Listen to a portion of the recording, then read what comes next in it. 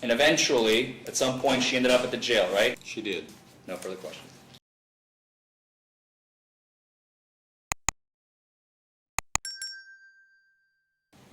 Mr. Douglas?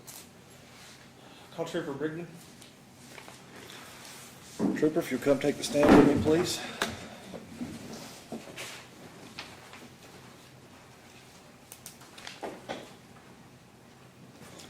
You solemnly swear affirm the testimony you're about to give be the truth, the whole truth, and nothing but the truth, so help you God. I do. Trooper, I'll take it that you have already testified before and you know how to proceed, so we'll go ahead. Trooper, state your name for the record, please. Joey Brigmon, Where are you employed? Kentucky State Police. You recognize the defendant here. I do. What's her name? Miss Jennifer Kendall. Your Honor, if I may ask, what is the trooper referring to while he's testifying? Probably the citation. I would request that the citation be removed from the officer. If he needs his recollection refreshed, That's fine. Officer, if you That's fine, let me have the. he may not have use it, it. and I'll give it to your attorney. You can introduce it in a moment. Were you working on February 20th of last year? I was. It's my understanding you pulled Ms. Kendall over, is that correct? I did. And tell me what led up to you deciding to activate your lights and make a stop there. I was behind an 18-wheeler. I observed the 18-wheeler cross the center line several times and not maintaining its lane. At that time, I made the traffic stop. Okay. Once you got out of the vehicle and approached Ms. Kendall's 18-wheeler, what transpired? I asked her to step down out of the vehicle after I retrieved her license and insurance and things. When I made contact with her, I noticed that she had glassy, bloodshot eyes and she was acting very erratically. Okay. And based on that, what did you do next? I began to speak with her, asked her if she was taking any type of medications, if she had taken any drugs, and that's when she stated to me that she had previously. I then administered my field sobriety test. She had previously taken drugs. She had. Did she go further at that point, or did she make the statement that? No, it was after the field sobriety test when she actually told me what she had taken or what she had done.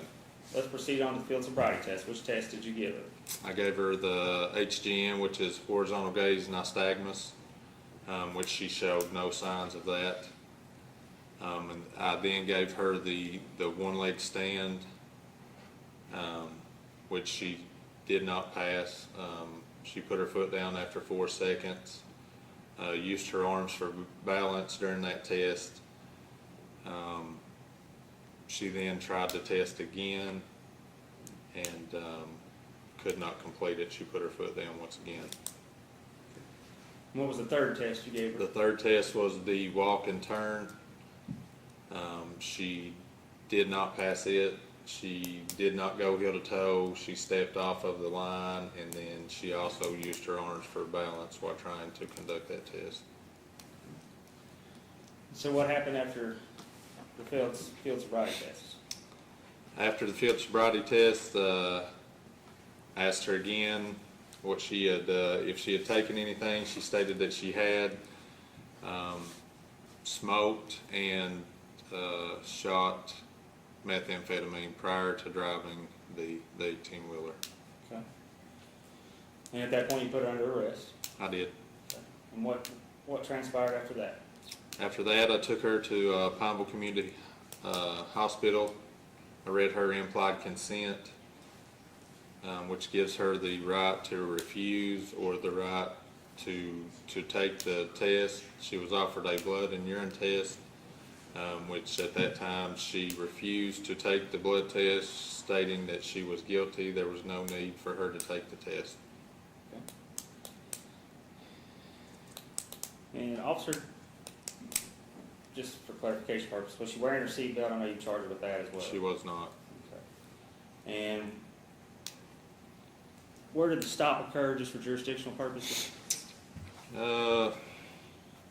Approximately a mile, half a mile from Delta gas station. So we're in Bell County. Yes. Thank y'all for US another 25. question. Mr. Foreman? Thank you, Your Honor.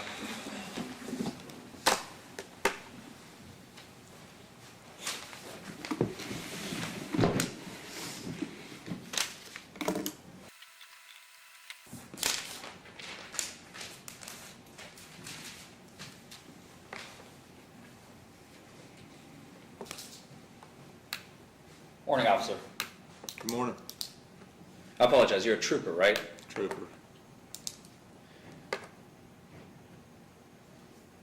Trooper Brigmon, moments ago, you testified that you pulled Miss Kindle over because she crossed the center line several times, right? Yes. You also stated she was not staying in one lane, right? Yes. And that was the reason you made the stop, right? Right. After she got out of the truck, or you asked her out of the truck, after you asked for the documentation and whatnot, was she, do you recall her being on the phone? I do not. Do you remember her being upset? I do not. Do you remember her crying? I do not. Do you remember her eyes being very bloodshot and puffy? I remember her eyes being bloodshot. I noticed during speaking with her. Yes. Puffy, no. As you just testified, you never searched the cabin of the truck, right? I don't recall if I searched it or not. Usually I do on DUIs. I can't recall if I did or if I didn't. It would be unusual for me not to. Your Honor, may we approach? Sure.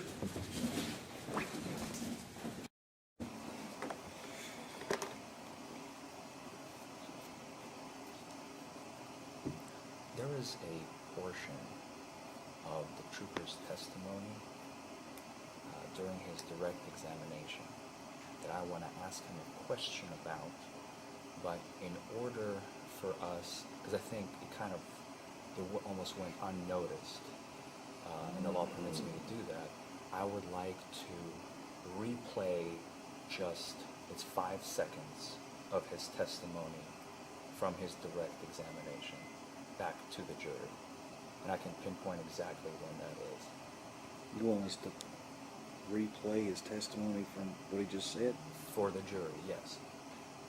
5 seconds, no more, no less. I don't even know if we have that capability here. Can we do that, Lacey? There should be. Is it going to be loud enough? Because, I mean, we did it the other day for me, and it wasn't loud enough. for It's me. okay, we can bring the jurors closer as long as they can hear it. Okay. Sure. Defense moves to enter the portion from 11:45 and 10 seconds to 11:46 and 0 seconds as Defense Exhibit A. No objection. Your Honor. No objection being made. Lacey, if you can get that made for us as one of our exhibits to be taken back with the jury. At some point, you took Ms. Kindle and put her in your cruiser, right? I did. And eventually, at some point, she ended up at the jail, right? She did. No further questions.